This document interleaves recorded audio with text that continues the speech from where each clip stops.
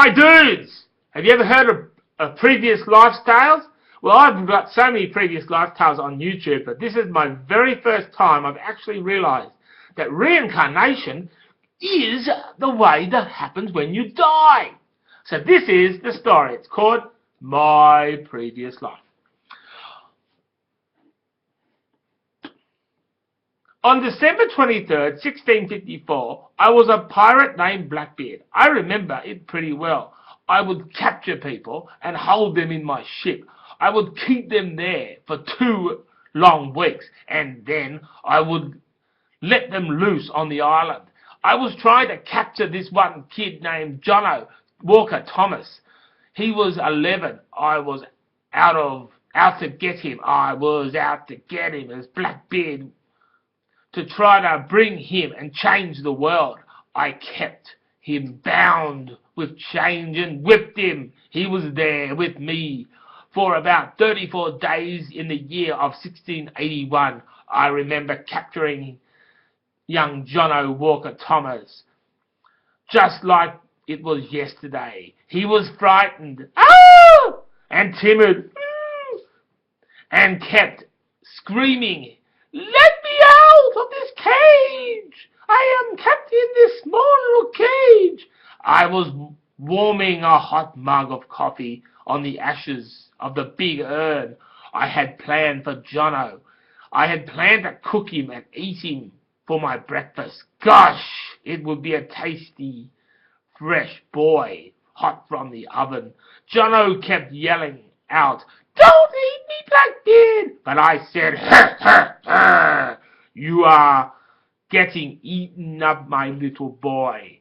My heart was to snatch his heart right out of his body and have it on toast the next day. I fed him delicious things each day to one day chew the fat. I told Jono Walker Thomas, "I got you where I want you, and I'm not letting you go." He said, "Let me go, Mr. Blackbeard." I said, "Nah, I am not relaxing you till you learn the way of us." Sorry, little fella, I wanted to keep Jono there to do experiments on him to see the way of the kid. Was it a nice experience? At the time I thought the holiday Jono Walker Thomas with me in my kitchen seemed silly, but at the time I was loving it, taking the kid from his beloved family and take him on a journey around the world. On January 12, 1682, Blackbeard made it to a remote island where me and the guys from the ship gathered sticks and made a few fire to cook little Jono Walker Thomas for our dinners. It would be tasty to have this boy tonight, thought myself, and I was gathering the sticks for the fire, me and the other pirates, and tied Jono to a couple of wooden poles and lit the fire ready to have piping hot boy for dinner. We cooked him, and me and all the other pirates ate him, man. It was a tasty dish.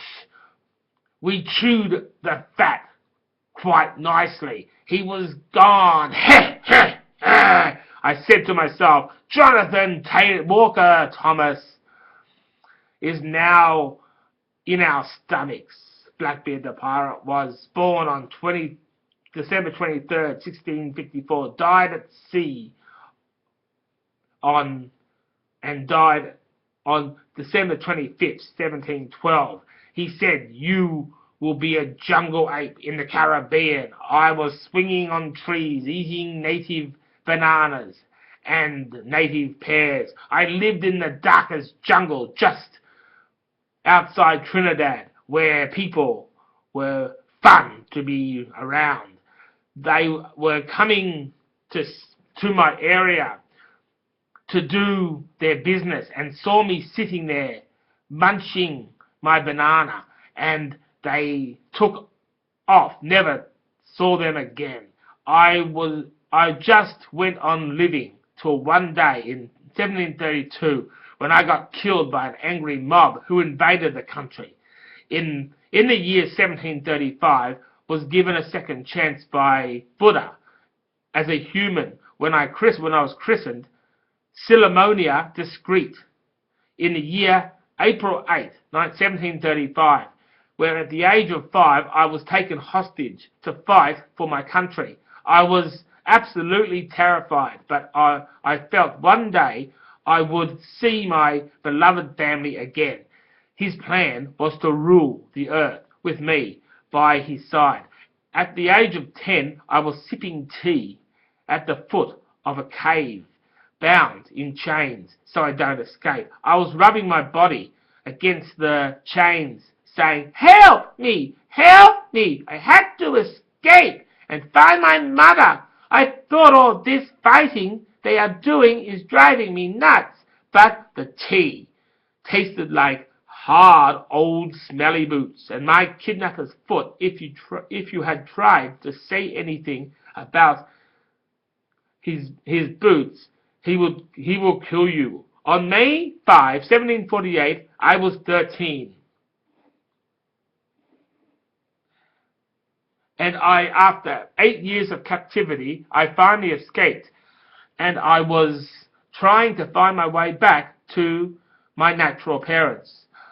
I quickly needed something to keep me going, as my bones were looking ever so thin. What Buddha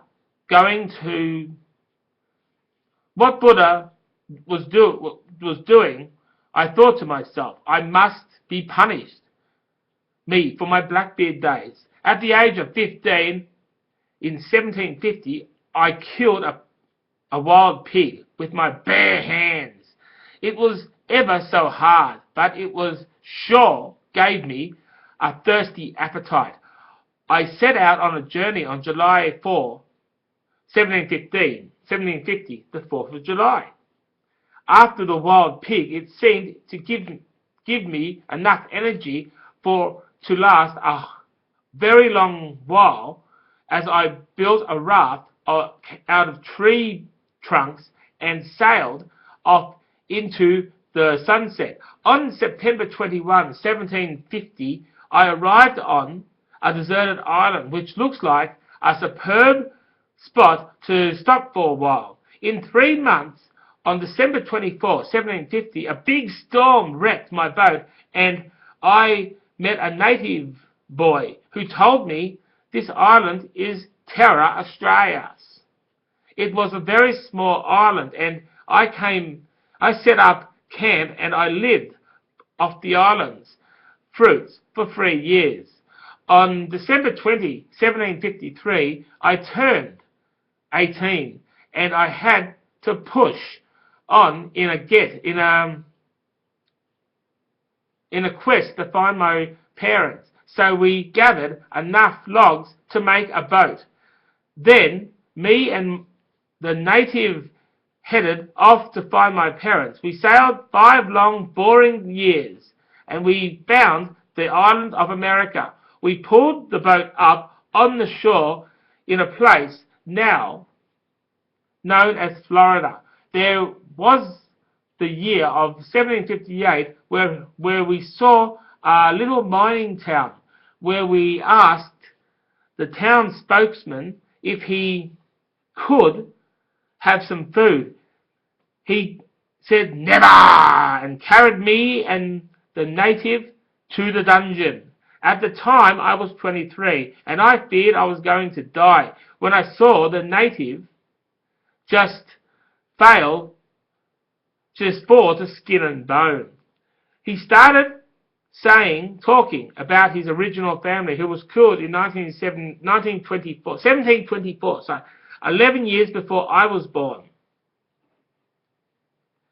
As he told me, I noticed he was shaking. He eventually died, and I was saddened, but I had to live through this. So when the townsperson came, I used a piece of twig from the dungeon to trip him up. It didn't work, but it almost stopped me from getting a feed. The meals I was having in the dungeon was bread and water. I was forced to work just to receive bread and water for it. I was busy working for 5 years, long years, and tiring years. And on May 29, 1763, I noticed a tunnel, and I was interested to know what was on the other side. So me and the other prisoners began to dig our way through the tunnel. And after 6 long and tiring years of digging, the date was July 4 in the year 1769. We got to the other end of the tunnel, which was this pool of islands, now known as New York City. We split up to avoid being captured again to find food. In doing that, I stumbled on an Indian burial ground, which had these wild berry trees, which I gathered enough of them onto a piece of bark and feasted on them. And then I said, camp which I stayed for 3 years, living on wild berries and coconuts. On 4th of May, 1772, a gang of natives raided the island trying to find their lost son. They saw me and began to torture me, and I told them I am 37 years old and I might be your son. The natives tied me up to a post and burnt me. I was killed on 6th of May 1772 at the age of 47. End of Silamona. God of power said I suffered enough. Buddha said I suffered enough to be an animal again. So he decided to make Silamona last forever. So on August 14, 1773, Richard Forrester was born. Richard was a native boy who was raised by wolves on a remote island. Richard was the name given to me from Buddha, who came down to see if I was all right. I was rushing around the island looking for rabbits to have for dinner and looking for a place to rest for each night. On December 3, 1774, I left the island to live with to people on a remote island on the Caribbean. I, at the age of 1, was passed on as the Prince of the Caribbean and given a throne as big as eyes can see. I was in charge of ordering the dinners for my people, feeding the wolves that raised me, as well as hold weekly Bible readings or studies, even Buddhist Bible, about the true meaning of who Buddha really is. On May 31st, 1780, when I was 6 and a half, I arranged all the dinners to be there pronto.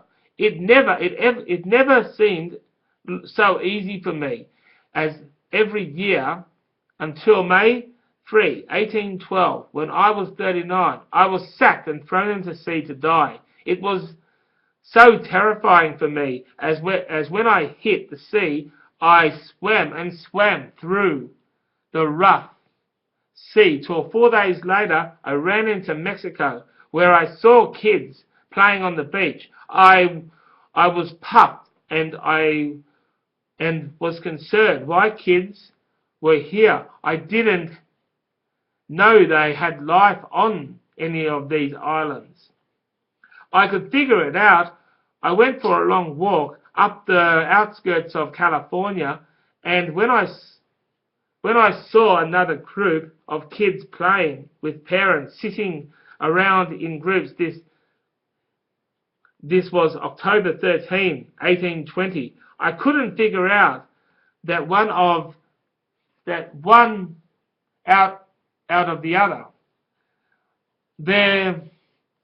There wasn't any houses, just people. It was hard to believe. I found this shed 4 miles down the road from the baseball field. On December 29, 1820, was the start of the next season. I went down to find out what was going on. I yelled out, "Why are you people here?" The people looked at me and focused on their game. I yelled out, "Fucking listen to me!" They turned to me and then turned away. I was a 47-year-old man with a problem people wouldn't believe, like thrown out to sea to die. Who were they kidding? I was upset and I walked away to my little shed.